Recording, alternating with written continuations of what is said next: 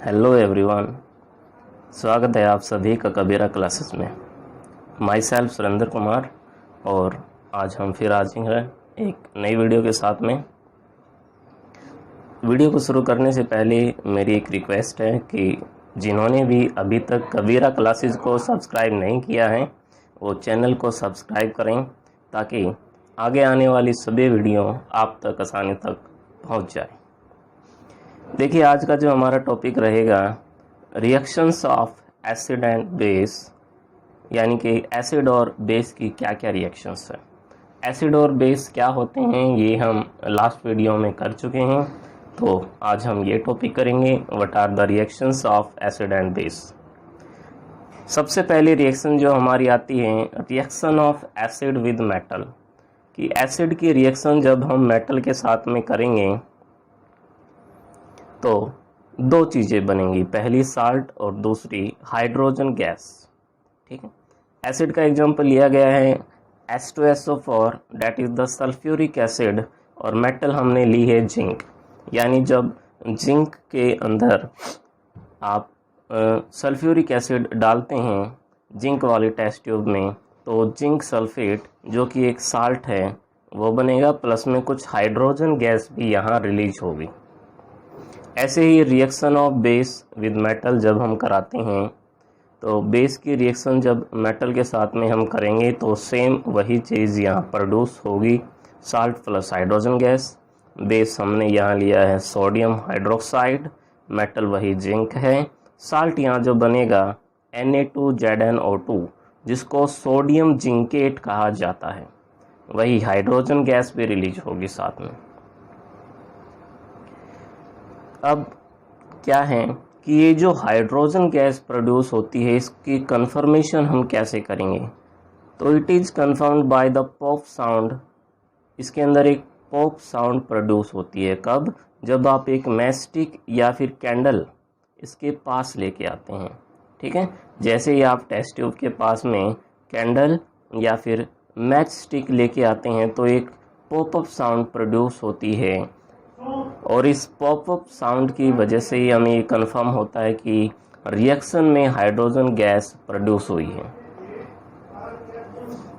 Next जो reaction है reaction of acid with metal carbonate, यानी जब एसिड की रिएक्शन कराएंगे मेटल कार्बोनेट के साथ में तो तीन चीज़ें प्रोड्यूस होंगी, salt, water and carbon dioxide gas. Acid हमने HCl लिया है, मेटल कार्बोनेट लिया है सोडियम कार्बोनेट, साल्ट यहाँ बनेगा NaCl, वाटर प्लस में CO2।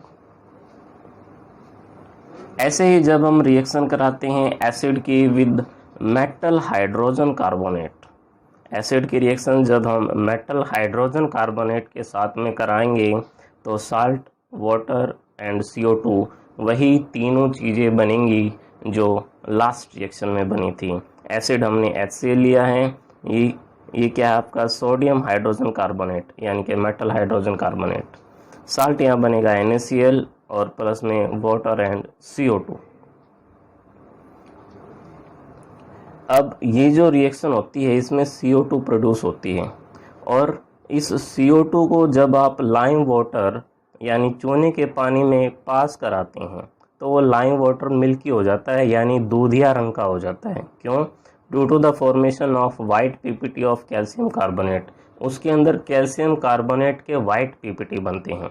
डायग्राम या पिक्चर में आप देख सकते हैं कि ये जो यहाँ पर गैस बनती है CO2, उसको पास किया जाता है टेस्ट ट्यूब के अंदर जिसमें कैल्शियम हाइड्रोक्साइड सॉल्यूशन है, और यहाँ पर आकर के ये मिल्की हो जाएगा, दूधिया हो जाएगा। अब है reaction of acid with base. अगर एसिड और बेस की आपस में रिएक्शन कराई जाए तो इसको हम न्यूट्रलाइजेशन रिएक्शन बोलेंगे। When acid react with base it produce salt and water. Salt और वाटर यहाँ प्रोड्यूस होगा, ये वही HCl है, ये NaOH है, this is water and this is NaCl which is a salt. तो साल्ट एंड वाटर प्रोड्यूस होगा न्यूट्रलाइजेशन रिएक्शन में। फिर देखिएगा अगर रिएक्शन कराते हैं एसिड की मेटल ऑक्साइड के साथ में, फिर से वही दो चीज़ें प्रोड्यूस होंगी, साल्ट प्लस में वाटर।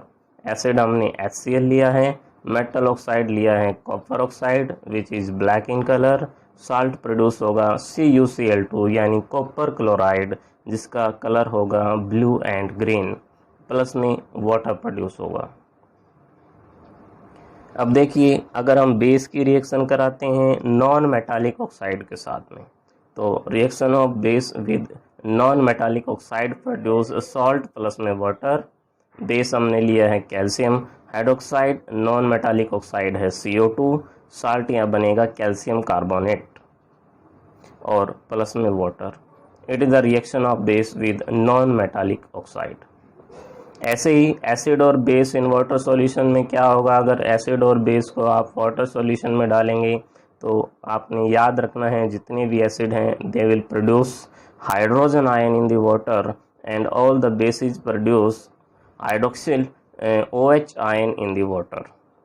ठीक है, ये एसिड है, अगर इसको पानी में डालेंगे तो hydronium ions which is combination of H plus में H2O।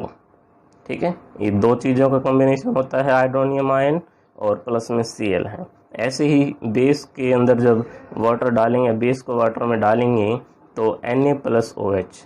मेन चीज़ क्या है कि जो एसिड हैं वो तो H पॉजिटिव आयन यहाँ प्रोड्यूस करेंगे, जो बेस हैं वो OH आयन यहाँ प्रोड्यूस करेंगे, हाइड्रोक्साइड आयन। ये इम्पोर्टेंट चीज़ है। अब देखिए जब आप एसिड को वाटर के अंदर डालते हैं तो वही एक तो हाइड्रोजन आयन यहाँ बनेंगे प्लस में वाटर, और बेस को जब वाटर में डालेंगे तो वहाँ पे आपको दो चीज़ें मिलेंगी, हाइड्रोक्साइड आयन प्लस में वाटर। अब क्या है, जब भी आप ऐड करते हैं एसिड और बेस को इन वाटर तो ये रिएक्शन काफ़ी ज़्यादा एक्जोथर्मिक रिएक्शंस होती हैं, यानी इसके अंदर बहुत सारी हीट रिलीज होती है। तो काफ़ी प्रिकॉशंस रखनी पड़ती हैं जब आप एडिट करते हैं एसिड या बेस को पानी के अंदर। तो आपने याद रखना है कि always add acid to water, हमेशा एसिड को वाटर में डालें। एसिड को जब पानी में डालेंगे तो ये करेक्ट वे हैं, लेकिन वाटर डालते हैं आप एसिड के अंदर तो ये इनकरेक्ट वे हैं। सारा का सारा एसिड बाहर आ जाएगा और वहाँ पर एक्सीडेंट्स होने के चांसेस ज़्यादा होते हैं। ठीक है, तो हमेशा आपने एसिड डालना है वाटर के अंदर। अब देखिए डाइल्यूशन क्या होता है। जब भी आप एसिड एंड बेस है उसके अंदर वाटर ऐड करते हैं तो इससे हाइड्रोजन आयन और हाइड्रोक्साइड आयन की कंसंट्रेशन डिक्रीज हो जाती है। इस प्रोसेस का नाम डाइल्यूशन होता है। पहले वाला डायग्राम देखें और ये पिक्चर नंबर 2 देखें। फर्स्ट के अंदर यहाँ पर पानी की मात्रा कम है, वाटर कम है, सॉल्वेंट कम है, इसलिए ये आपको थोड़ा सा मतलब डार्क कलर का सॉल्यूशन नज़र आ रहा है। लेकिन जैसे ही आपने उसके अंदर वाटर मिलाया है तो ये लाइट कलर का हो जाता है और इसके अंदर सॉल्यूट पार्टिकल कम हो जाते हैं, इसके अंदर सॉल्यूट पार्टिकल ज़्यादा होते हैं।